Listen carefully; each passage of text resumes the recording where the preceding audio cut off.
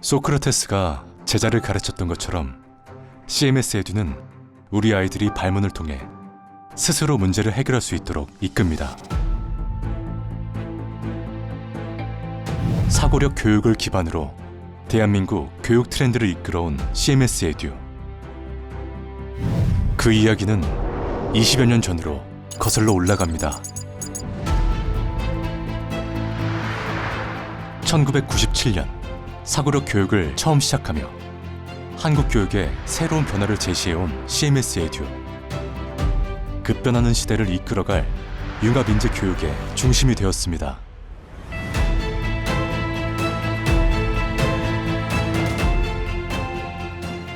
(1990년대) 초반에 노량진에서 제가 수학을 강의하는 선생님이었는데요. 정말 무엇보다 문제인 것은 호기심이 없다는 이런 생각을 하게 됐어요. 그때부터 한 가지 방식이 아닌 나만의 방식으로 문제를 해결하는 이 사고력 교육을 준비하기 시작했죠.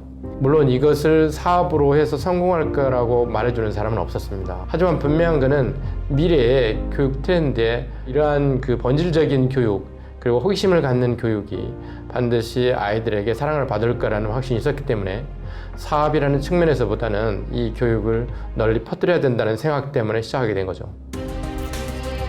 20여 년간 흔들림 없이 융합 사고력 교육에 길을 걸을 수 있었던 것은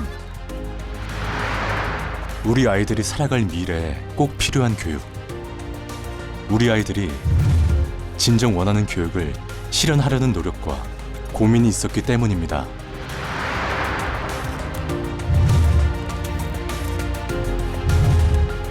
이제 국내는 물론 세계에서 인정받는 사고력 기반 융합 교육 기업으로 우뚝 섰습니다. CMS 에듀는 K-러닝의 대표 주자로서 전 세계 융합 교육 분야의 롤모델로 성장하고 있습니다.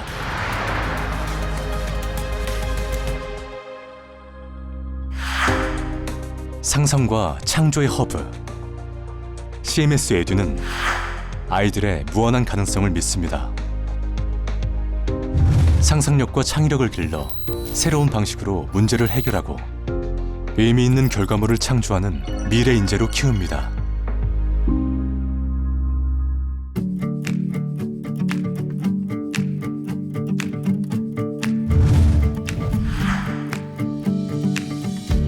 창의성과 자유로운 사고의 힘을 키우는 사고력 교육의 시작, CMS 영재교육센터. 올림피아드와 영재학교 입시 10수년 노하우를 합격 실적으로 증명하는 CMS 영재관. 독창적이고 앞선 콘텐츠로 새로운 세상을 여는 융합 인재를 키웁니다. 하루가 다르게 급변하는 4차 산업혁명 시대, CMS 에듀는 미래 인재 양성을 위해 2017년 8월 코딩 교육 전문 브랜드 C큐브 코딩을 런칭했습니다. 사회 공헌의 일환으로 개최하는 브런치 세미나는 미래 교육에 대한 정보와 올바른 방향을 제시하고 있으며 세계 어린이들의 수학 축제인 세계 수학 올림피아드 WMO를 후원하며 아이들의 꿈을 응원합니다. 우리 아이들을 미래 융합 인재로 키우는 교육의 중심에 CMS 에듀가 있습니다. 미래는 교육을 쥔 기업이 마지막까지 살아남을 기업이라는 데 확신을 갖고 있습니다. 융합교육의 시대에 있어서 가장 중요한 것은 한 분야를 전문적으로 잘 아는 것보다는 이 분야 저 분야를 넘나들면서 자기 어떤 지식을 지혜를 발휘해야 되는 세상이기 때문에 사고력을 바탕으로 융합교육을 하는 CMS는 미래에 살아남을 수밖에 없는 적임자라고 생각이 되는 것이죠. 특히 4차 산업혁명에 있어서 중요한 것이 4차 산업혁명을 받아들일 수 있는 내부 환경을 만들어야 되는데 그런 내부 환경을 만드는데 가장 적합한 것이 바로 이 CMS가 지금 하고 있는 사고력 교육이라고 생각이 되는 것입니다.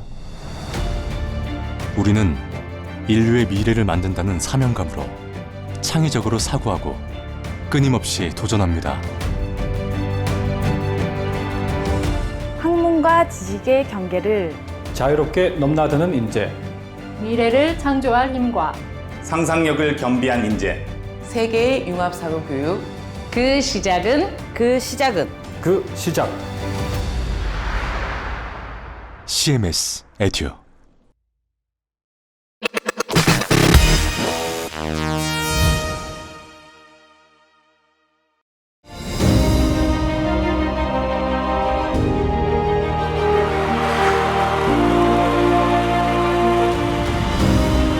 세계 최고의 미래학자 토마스 프레이는 2030년까지 20억 개의 직업이 사라질 것이라고 예측했습니다. 앞으로 어떤 일들이 벌어질지 우린 정확히 알지 못합니다. 하지만 미래를 책임질 아이들에게 무엇이 필요한지 우리는 확실히 알고 있습니다. 월드 매스 퓨전 올림피아드 인스파이어, 서로에게 영감을 얻어 새로운 아이디어로 문제에 접근하고 콜라보레이트, 협업과 소통을 통해 공동의 목표를 설계하며 크리에이트, 창의적인 대안을 만들기 위해 함께 도전하고 성취하는 4차 산업혁명 시대를 이끌어갈 미래 인재. 아이들의 무한한 가능성이 시작되는 곳, 바로 월드 매스 퓨전 올림피아드입니다.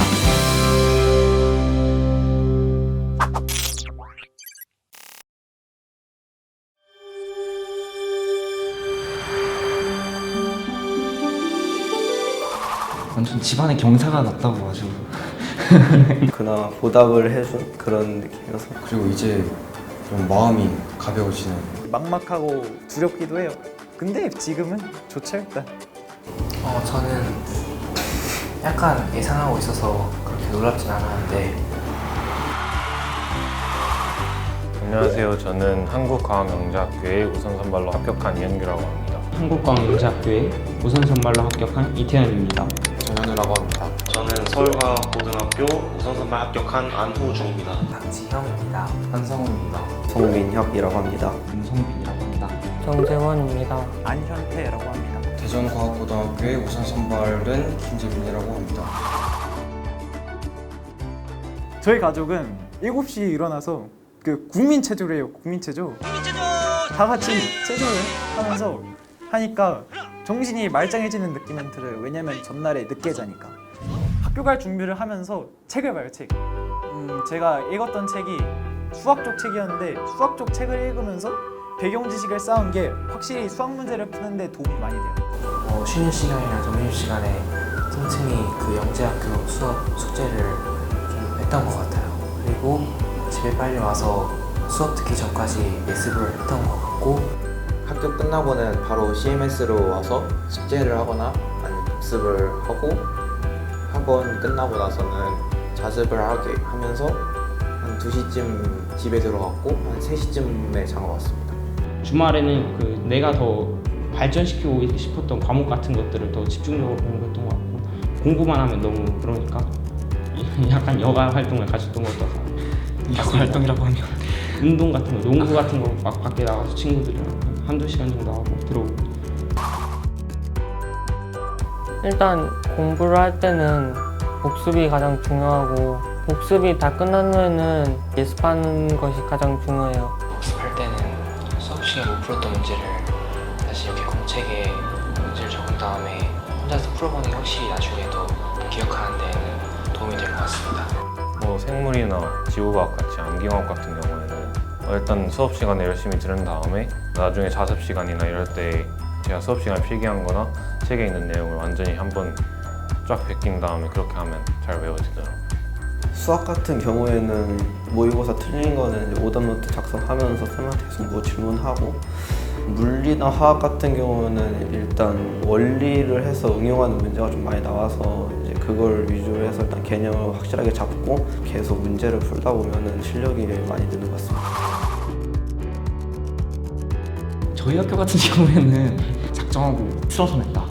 전체적인 유형 자체가 저를 살짝 흔들어놨거든요. 그런데 제가 대응할 수 있었던 게 평소에 CMS에서 해야 될 기초 이런 것들은 충분히 잡아주고 가져가지고 문제들을 풀어낼 수 있었던 것 같아요. 우선 저는 과학 문제를 풀 때 약간 신경이 많았는데 CMS에서는 약간 이론 수업 같은 걸 하기보다는 약간 잡다한 많은 지식들을 알려줬었는데 그런 게 그때 들었을 때는 별로 쓸모가 없다고 생각했는데 많은 문제들이 그 내용을 가지고 나와가지고 놀라웠어요. 수학 같은 경우는 대체적으로 잘 풀렸지만 마지막 문제 같은 경우는 제가 잘 풀지 못했는데 CMS 선생님들이랑 한국을 다니고 있는 선배님들께서 모르는 것도 최대한 많이 쓰라고 조언을 해주신 적이 있기 때문에 최대한 아는 것을 많이 쓰고 과학 같은 경우는 충분히 금방금방 풀 수 있는 부분이어서 항상 CMS 선생님들이 강조했던 부분을 계속 복습했던 것이 중요했던 것 같습니다. CMS에서 쌤들이 문제를 다양하게 내주셔서 다양한 스타일들의 문제를 풀어봐서 당황하지 않고 잘 풀어서 좋은 점수를 얻었던 것 같습니다. 성적이 되게 안 나오는 거예요. 2회차 때는 수학이 140등까지 떨어졌었고 그때 되게 충격을 한번 먹었었는데 그 후로 또 다른 애들은 저보다 많이 잘하니까 태도를 좀 고쳐먹고 열심히 공부해서 잘 된 것 같아요. 제 자신 관리에 대해서는 철저했다고 생각해요. 학교에서도 영재학교 시험이 있는 시간이 있잖아요.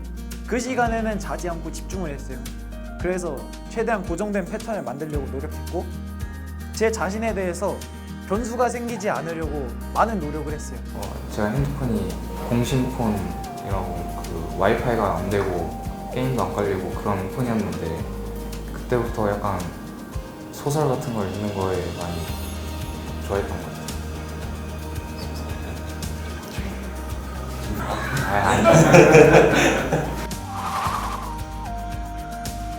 5학년부터 사고력과를 다니면서 창의력을 좀 더 많이 길러주었기 때문에 그 문제를 풀어도 다른 애들이랑 다른 방법으로 풀고 다른 애들의 방법도 제가 배우면서 그런 점이 많이 도움이 됐던 것 같아요.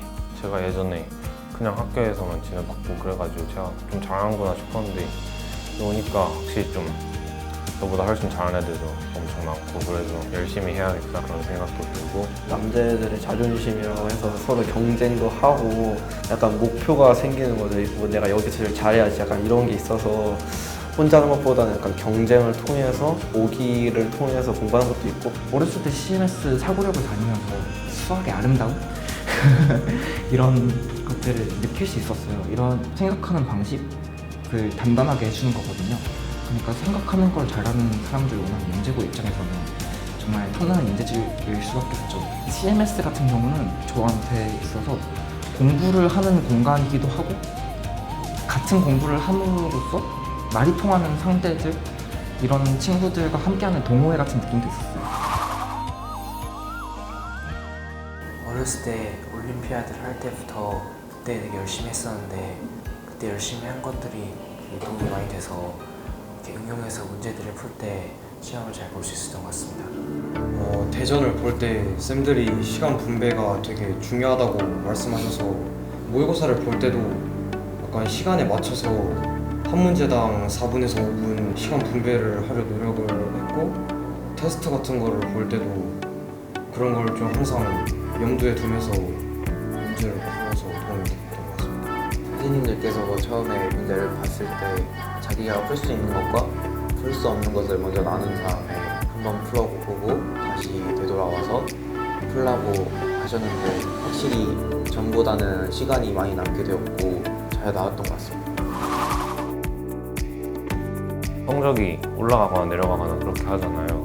근데 뭐 내려갔을 때 너무 멘탈이 나가가지고 공부를 너무 성실히 안 하거나 그런 것도 없으면 좋겠고 또 저처럼 반이 올라가가지고 성적이 높아져서 이제는 됐다 싶어서 막 공부를 열심히 안 한다거나 막 그런 거는 없었으면 좋겠어요. 무조건 긴장하면 안 된다고 생각해요. 긴장하면 시험에서 패배하는 거고 긴장 안 하면은 승리할 가능성이 훨씬 높아지기 때문에 저는 그냥 희생적으로 긴장을 많이 안 하는 거라 잘은 모르겠는데 시험을 많이 보면 긴장을 하는 게 훨씬 줄어드는 것 같아요.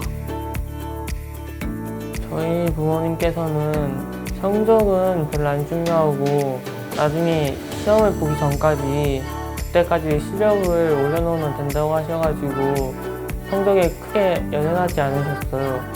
그래서 그런 점이 저도 성적 때문에 불안해하지 않고 계속 꾸준히 공부를 할 수 있었던 도움이 된 것 같아요. 공부하면서 힘들거나 좀 예민할 수도 있잖아요. 이거 막 너무 못하는 거 아니야? 막 이렇게 능동적으로 막 대처하려고 하는 것보다 그냥 응원해주고 잘하고 있어 이런 말들 하면 자신감도 생겨요. 원래 자신감이 좀 있어야지 문제 잘 풀리거든요. 또 그리고 가끔씩 맛있는 도시락 주시면 약간 좀 더 유통되고 기분 좋으니까. 가끔씩은 좀 위로의 말을 전할 수 있는 그건 학원 선생님들도 잘 못하는 거거든요. 잘했어, 이걸로 배우면 되는 거야, 너를 믿는다, 이런 식으로. 시험을 망쳤을 때 학생 입장에서는 자기 자신에 대한 불신이 커지거든요. 그런 거를 막아줄 수 있기 때문에 도움이 많이 될 것 같습니다. 되게 오랫동안 꿈을 가졌던 걸 이루는 느낌은 굉장히 있어요. 저 말고도 많은 친구들이 완전 열심히 했죠.